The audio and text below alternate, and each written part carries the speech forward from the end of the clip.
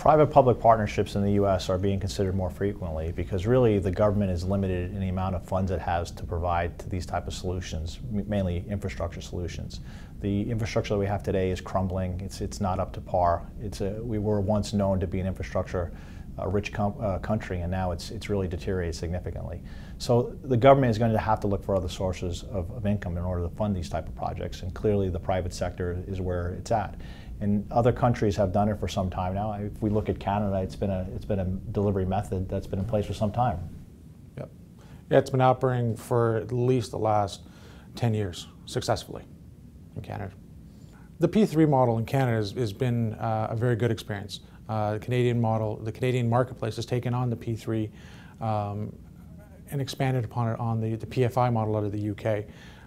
Over the years, probably the past decade, give or take, the Canadian market has grown substantially. We probably have upwards of 150 to 160 projects on the go right now versus what is happening in the US of 50 or 60. I think the US market right now is probably in the area of, I would categorize as the infancy of the P3 market. I think given the lack of funding that the federal government has, I think they have very little options in order to move forward to rebuild their infrastructure. The contractor's responsibilities are different in a P3 in that, typically speaking, in a contract project, particularly a large contract project, it's gone to the low-cost provider, and really you go in, you build the project, then you step away and you're done. In a P3, you're responsible for many different things in terms of, in some cases, designing the project, coming up with a financing solution to help fund it, taking on responsibilities that the owner would typically have that are being passed down to the contractor.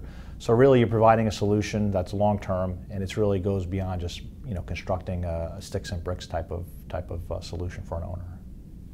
I believe that P3 projects bring contractors and their sureties closer together. Given the complexity of a P3 project, we ask our contractors to bring us in as soon as possible given the complexity of the actual overall project.